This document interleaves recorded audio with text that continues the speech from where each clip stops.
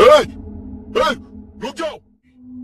और सामने एक आदमी हाथ में कुल्हाड़ी लिए उसे गुस्से से देख रहा था। रुक जाओ वरना गोली चला दूंगा। मैं इस जंगल में कुछ दिन रहने आया हूँ। अभी कुछ दिन पहले ही मैंने इस जंगल के पास ये फार्म हाउस खरीदा है। बहुत सस्ते दाम में मुझे ये फार्म हाउस मिल गया। मुंबई की भाग दौड़ भरी जिंदगी से दूर इस प्रकृति की खूबसूरती में आकर बहुत अच्छा लग रहा था। खुली और ताजी हवा सुकून दे रही थी। मैं, मेरी बीवी और मेरा 7 साल का बच्चा, हम तीनों यहाँ आए थे। इस फार्म हाउस के पीछे एक बड़ा घना जंगल है। दिन में भी कोई अंदर जाने से डरे, इतना घना जंगल। हमारे फार्म हाउस से दूर तक किसी का घर नहीं है। अच्छा है ना, किसी की कोई तकलीफ नहीं। लेकिन अगर किसी की मदद की जरूरत पड़ी तो वो भी नहीं मिलेगी। इस फार्म हाउस का एक रहस्य है। इस फार्म हाउस में एक तहखाना है। उसका दरवाजा आपको पहली नजर में दिखेगा भी नहीं, लेकिन नीचे जमीन पर जो कोने में काले रंग की मार्बल है ना, वही तो है इस तहखाने का दरवाजा। इस प्रकृति की खूबसूरती में आकर बहुत अच्छा लग रहा था। खुली और ताजी हवा सुकून दे रही थी। मैं, मेरी बीवी और मेरा 7 साल का बच्चा, हम तीनों यहाँ आए थे। इस फार्म हाउस के पीछे एक बड़ा घना जंगल है। दिन में भी कोई अंदर जाने से डरे, इतना घना जंगल। हमारे फार्म हाउस से दूर तक किसी का घर नहीं है। अच्छा है ना, किसी की कोई तकलीफ नहीं। लेकिन अगर किसी की मदद की जरूरत पड़ी तो वो भी नहीं मिलेगी। इस फार्म हाउस का एक रहस्य है। इस फार्म हाउस में एक तहखाना है। उसका दरवाजा आपको पहली नजर में दिखेगा भी नहीं, लेकिन नीचे जमीन पर जो कोने में काले रंग की मार्बल है ना, वही तो है इस तहखाने का दरवाजा। नीचे जाने के लिए लकड़ी की सीढ़ियां है। एक आदमी आराम से खड़ा हो सके इतनी ऊंचाई है उसकी। वहां पुराने मालिक का कुछ सामान भी पड़ा था, जिसमें से एक कुल्हाड़ी थी। मेरी बीवी और बच्चे यहाँ आने के बाद बहुत खुश थे। मैं आज जंगल में शिकार के लिए निकला हूँ। अब शिकार सिर्फ शेर की ही करनी चाहिए, ऐसा थोड़ी ना है जो सामने आएगा उसकी कर लेंगे। तो मैं अपनी बंदूक लेकर उस घने जंगल में जा रहा था। दोपहर का वक्त था, फिर भी सूरज की किरणें जमीन पर पहुंच ही नहीं पा रही थी, इतना घना जंगल था।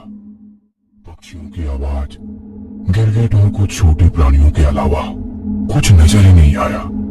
चलते चलते मैं बहुत अंदर तक आ गया। अचानक चारों ओर अंधेरा छाने लगा। आसमान में घने काले बादल छा गए थे। मैंने घर जाने का फैसला किया। पत्तों पर पड़ने वाली बारिश की बूंदों की आवाज आने लगी। मैं निकल ही रहा था कि मुझे एक बहुत ही डरावना नजारा देखने को मिला। एक मेरी उम्र का आदमी हाथ में कुल्हाड़ी लेकर खड़ा था। सामने एक काली साड़ी पहनी औरत बैठी थी, जो घुटनों पर बैठी थी। उसके खुले बाल बिखरे हुए थे। उसके बिखरे बालों की वजह से उसका चेहरा नहीं दिख रहा था। मैंने उसे आवाज दी, रुक रुक, लेकिन उस आदमी ने ध्यान ही नहीं दिया। उसकी आंखें लाल हो गई थी। बहुत तेज बारिश होने लगी थी।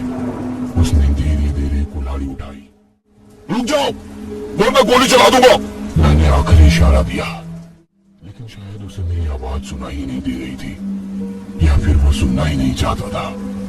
वो पूरी गति से कुल्हाड़ी को उसके गर्दन की ओर ले जाने लगा। फिर मुझे मजबूरन गोली चलानी पड़ी, जो उसके सीने पर जाकर लगी। वो आदमी पीछे गिर गया।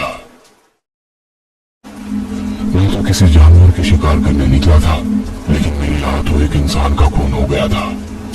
लेकिन मेरे सामने भी तो कोई रास्ता नहीं था। मैं उसे नहीं मारता तो मैं उस औरत को मार डालता। मैं पास गया। वो अभी भी जिंदा था, मेरे ही तरफ देख रहा था। मैंने उस औरत के कंधों को पकड़ा और खड़ा किया। जोरदार बारिश हो रही थी। वो थर थर कांप रही थी, ठंड से या फिर डर से। मैं उसको लेकर चलने लगा। वो आगे चल रही थी और मैं पीछे। मैं उसके बदन की तरफ देखते ही रह गया। 25 की उम्र होगी उसकी। ना पतली थी ना ही मोटी, कद लंबा था।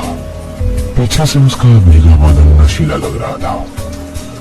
क्या बताऊं, मैं उसे देखते ही मदहोश हो गया। तुम्हारा नाम क्या है? मैंने पूछा। वो धीरे से पलटी और बोली, मोहिनी। उसके होठों पर मुस्कुराहट थी, उसके गुलाबी होठ और उस पर कुछ पानी की बूंदे। चेहरे पर अभी भी बालू का प्याला था, लेकिन उसकी मुस्कुराहट देखकर मैं खुश हुआ। उस आदमी को वहीं मरता हुआ छोड़ मैं उस औरत के साथ आया। दरवाजे पर बीवी खड़ी थी, बेटा अंदर के रूम में था। उस औरत को देखकर वो भी चौंक गई। मैंने उसे सारी घटना बता दी। उसे भी उस औरत पर दया आई। वो उससे कुछ सवालात करने लगी, लेकिन वो चुपचाप वहीं सिर झुकाए कुर्सी पर बैठी रही। मोहिनी के गीले बाल अब भी वैसे ही थे, जिसमें से एक एक बूंद पानी नीचे गिर रहा था। मेरी बीवी ने उसे खाना परोसा, पर उसने कुछ भी नहीं खाया, शायद डर से। लेकिन मेरे पास वो सुरक्षित थी। लेकिन वो कुछ भी नहीं बोल रही थी। उससे बहुत सारे सवाल पूछने थे। वो आदमी कौन था? क्या वो उसका पति था? उसे मार क्यों रहा था? लेकिन शायद वो अभी भी सदमे में थी, इसलिए हमने उसे कुछ पूछा नहीं। मैं रोज रात कुछ बैग पीकर ही सोता हूँ। मेरे बच्चे के साथ अंदर बेडरूम में सोई थी। उस औरत का इंतजाम हमने पास वाले कमरे में किया था। मैं हॉल में बैठकर एक एक घूंट वाइन पी रहा था। बाहर बहुत तेज बारिश हो रही थी। मेरी नजरों के सामने बार बार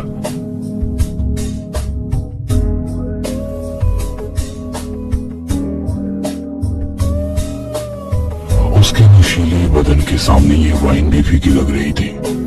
अचानक पीछे से कुछ आवाज आई। मैंने पलट कर देखा तो मोहिनी उसके रूम के दरवाजे में खड़ी थी, काली साड़ी में बालों को खुला छोड़कर। एक बिजली कड़कड़ाई, जिससे थोड़ी देर रूम में उजाला हुआ। वो धीरे से अंदर चली गई, दरवाजा खुला छोड़कर। मैंने अपने हाथ का गिलास एक घूंट में ही खाली कर दिया और उसके रूम के अंदर गया। मोहिनी बेड पर बैठी थी। मैं उसके पास जाने लगा। मुझे उसकी गर्म सांसों का एहसास होने लगा था। उसके चेहरे पर भी मुस्कुराहट थी।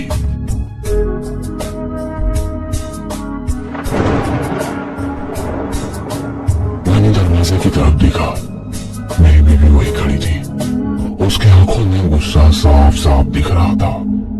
वो गुस्से से वहां से चली गई। मैं खुद को संभालते हुए उठा और उसके पीछे गया। रुक जाओ, मेरी बात तो सुनो। वो अंदर गई, हाथ में बैग और आधी नींद से उठी मेरे बच्चे को लेकर कार में बैठकर निकल गई। बाहर अभी भी बारिश हो रही थी।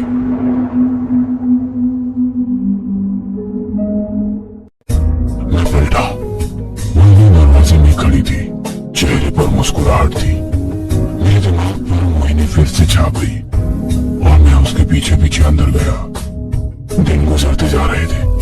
वो मेरे लिए खाना बनाती थी, पर खुद नहीं खाती थी, कुछ भी नहीं बोलती थी।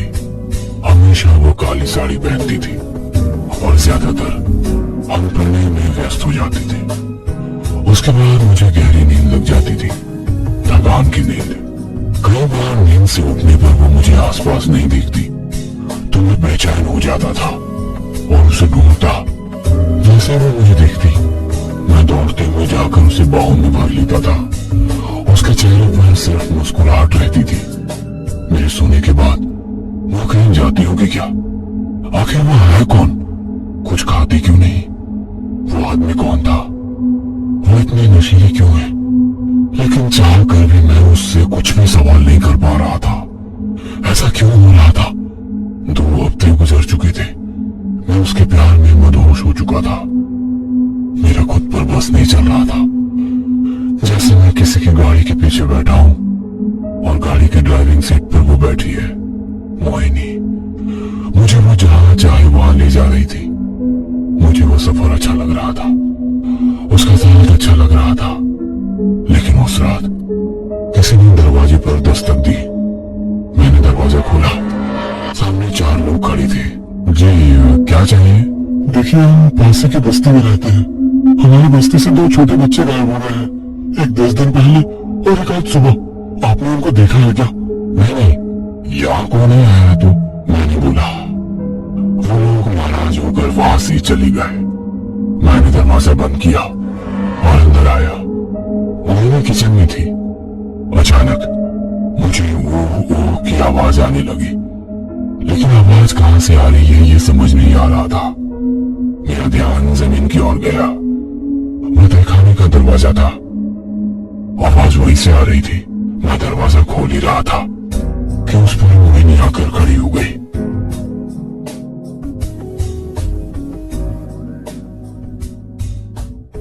उस रात के प्रणय के बाद मुझे गहरी नींद लग गई, लेकिन पता नहीं कैसे मेरी नींद खुली। मोहिनी मेरे पास नहीं थी। किसी जंगली जानवर के बुलाने की आवाज आ रही थी और साथ में मुंह की चप चप की आवाज, जैसा कोई जानवर कुछ खा रहा है। मैं आवाज की तरफ बढ़ने लगा। आवाज वहीं से आ रही थी, तहखाने से। मुझे कुछ देर पहले की घटना याद आई। मैंने जल्दी से उसका दरवाजा खोला। दरवाजे के खुलते ही एक बहुत ही गंदी बदबू आई। मैं धीरे धीरे सीढ़ियों से नीचे उतरा। मैंने दरवाजे की तरफ देखा तो मेरी रूह कांप उठी। सामने मोहिनी बैठी थी। उसकी गोद में एक 4-5 साल का लड़का था। उसने पहले ही गर्दन को काट कर उसकी जान ले ली थी। वहां से बहुत सारा खून बह रहा था। वहीं पास में हड्डियों का ढांचा पड़ा था, जिसे अब में कुछ जगह मांस चिपका हुआ था, जो अभी सड़ चुका था। उसने मेरी तरफ देखा। उसका चेहरा खून से भरा हुआ था। उसके दांत खून और मांस से लाल हो गए थे। उसके चेहरे पर अब भी मुस्कुराहट थी। मेरे मुंह से शब्द नहीं निकल रहे थे।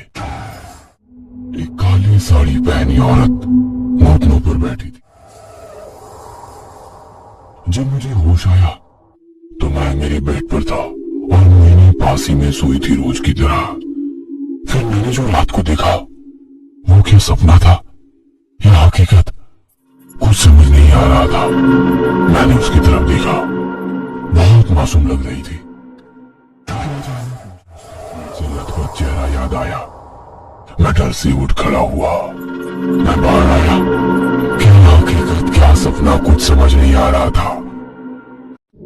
फिर मेरी नजर उस तहखाने के दरवाजे पर गई। मैंने फिर एक बार अंदर जाने का फैसला किया। मैंने दरवाजा खोला। फिर वही बदबू आने लगी।